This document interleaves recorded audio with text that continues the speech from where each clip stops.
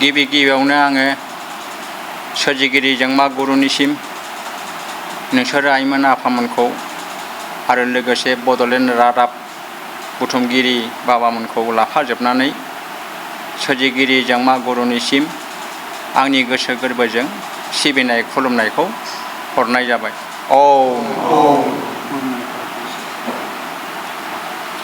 दिनैनि बे बड'लेण्ड रादाब लाथुमगिरि बाबामोननिसिम आङो थांनाय सेप्तेम्बर दाननि 22 अक्ट' 2025 मायथाइ BTCनि बिसायख'थि एबा इलेक्सन बे इलेक्सनाव जोंहा BTCनि सिङाव गासै मोन 40था समष्टि दङमोन। बे 40था समष्टिनि गेजेराव जोंहा गोबां दोलो हान्जानिजों लोगोसे BPF हान्जायाबो बेवहाय बिसायख'थियाव गेलेदोंमोन। बे गेलेनायाव BPF हान्जा दोलोआ गोबां आसन आवग्रिनानै गासै 28था आसन आवग्रिनानै देरहासार जानो हादों। बे मोनसे जोंनि BTCनि मोनसे जारिमिनारि बे मोनसे सिन जाना थालांबाय।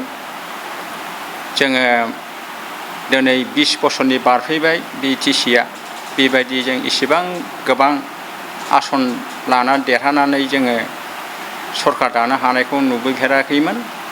देग्लाय बोसोरनि बे 2025 मायथाइनि 22 सेप्तेम्बराव जाना थांनाय BTCनि बिसायख'थियाव BPF हान्जायानो दोलोआनो गोबांसिन आसन आवग्रिनानै देरहासार उथ्रिसार जालांनो हाबाय।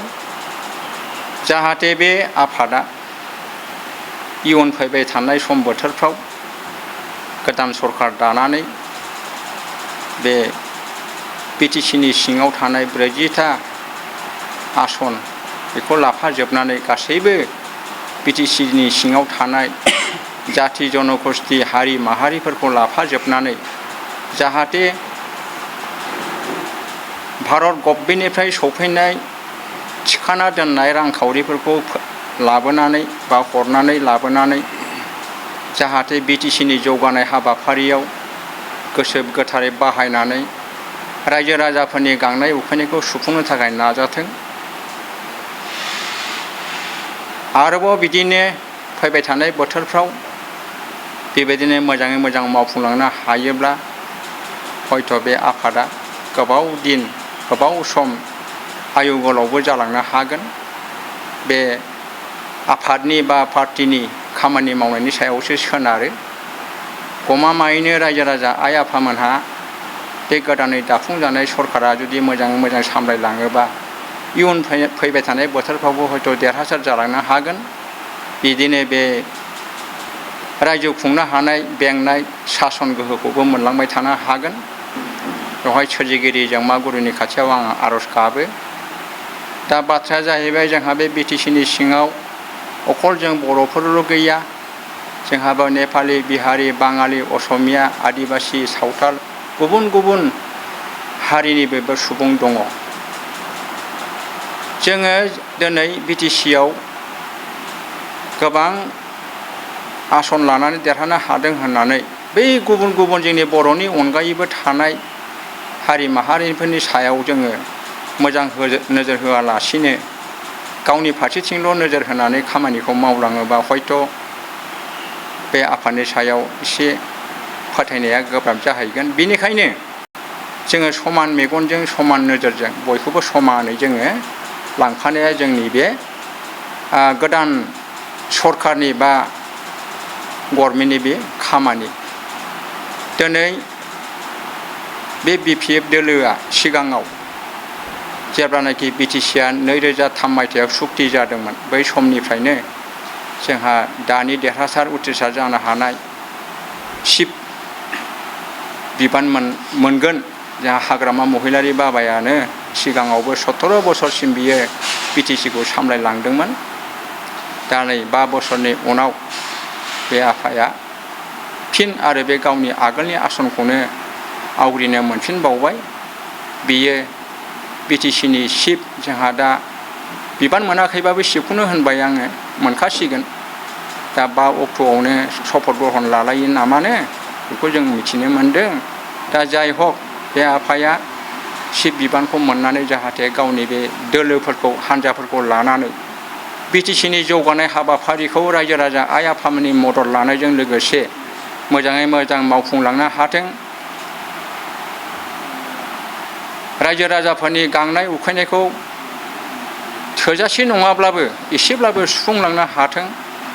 लामा लांगोना, दालां, फुख्रि, न' बां, आबादारि बिथिं, फालांगि बिथिं, सोलोंथाइ बिथिं, गासैबो बिथिङावनो नोजोर होनानै जाहाथे जोंनि बे बिटिसिआव सफैनाय भारत गभर्नमेन्टआव हरनाय रांखौ नंगुबै सैथो खामानियाव बाहायनानै जाहाथे सैथोनि फिथाइ थाहोनो हाथों आरो बे फिथाइखौ रायजो राजा आइ आफामोना मोनजानानै आलो गोजोनै जिउ खांनो हाथों। हारि माहारि जाथि जनगोष्ठीनि गेजेराव जों एना एनि गैलायाजासे खौसेथियै रुजु रुमु अनलायनानै बिटिसिनि जौगालु हाबाफारिखौ मावलांनो खाबु मोनथों आरो बे आफादनि दोलोनि बा हान्जानि अनगायैबो जोंहा गोबां गोरों गोरा सुबुंफोर दं, गियानि गुनिफोर दं, साख्रि आवलाफोर दं, आबादारिफोर दं। बैसोर बाबामोन आइमोननिफ्रायबो रायजो खुंनो हानायनि गोहो, सासन बिधि बेफोरखौ गाव रोंदोंब्लाबो एसेब्लाबो सोंलुनायनानै सावरायलायनायनि गेजेरजों गोरोन्थि जानायफोरखौ सुद्रायलायनानै मोजां रोखोमै गेबें लामाजों खुंलांनानै बिटिसिनि जौगानाय खामानिखौ हाबाफारिखौ मावलांनो हाथों। आं गोसो गोरबोजों फोथायनानै दानि गोदानै देरहासारनो हानाय जिथुनाखि जारिमिनारि देरहालांनाय 20टा आसनाव उथ्रिसार जानो हानाय बिपिएफ दोलोनिसिम आंनि गोसो गोरबोजों आंनि सिबिनाय खुलुमनाय अननायखौ हरनाय जाहैबाय। गासैबो बिटिसि बासियाव थानाय सुबुं माहारिनि खाथियावबो आंनि गोसो गोरबोजों सिबिनाय खुलुमनायखौ बावहरबाय। बे बिपिएफ हान्जा दोलोआ अराय जिउ गोलाव जाथों, आयु गोलाव जाथों, परम ब्रह्म ज्योति स्वरूपनि अननायजों गावनि बे रायजोखौ मोजाङै मोजां खुंफुंलांनो सामलायलांनो हाथों। आं बेखौनो सोरजिगिरि जोंमा गुरुनियाव आं आर'ज गाबनानै आंनि सुंद' दिनैनि बे बड'लेण्ड रादाबनि सायाव बिबुंसारनायखौ प्रेस मिटखौ आं बेखिनिखौनो बुंनानै फोजोबनाय जाबाय, लोगोसे खुलुमनाय हरनाय जाबाय। ओम पूर्ण परब्रह्म ज्योति स्वरूपाय ओम। जों जि धोरोमखौ सिबिदों बे सिबिनाय धोरोमखौ जों ब्रह्म धर्म होननानै बुङो। बे ब्रह्म धर्मखौ जोंहा 1975 मायथाइनि 1 सेप्तेम्बराव दाफुंनाय जादोंमोन। बै साननिफ्रायनो जोङो धोरोम फोसावनो थाखाय गुरुदेव कालिचरन ब्रह्मनि उनाव ब्रह्म धर्म प्रसार संसद होननाय मोनसे संसद दाफुंना लानाय जादोंमोन। बे संसदआबो दिनै फैयै फैयै 50 बोसोर जाफैबाय। दा बे प्रसार संसदनिनो आं दिनै गाहाय प्रसाराव गाहाय अधिष्ठाता बिबान मोननानै आङो नैबे बड'लेण्ड रादाबनि सायाव दानि गोदानै सफैनो हानाय गोदान सरकार बिपिएफ हान्जानि दोलोनि गोदान सरकारनिसिम आं दुलाराय ब्रह्म धर्म प्रसार संसदनि जानानै आं गोसो गोरबोजों आंनि मोजां मोननाय अननाय खुलुमनाय सिबिनायखौ फिन आरो हरबावनाय जाबाय। औ जाबायना।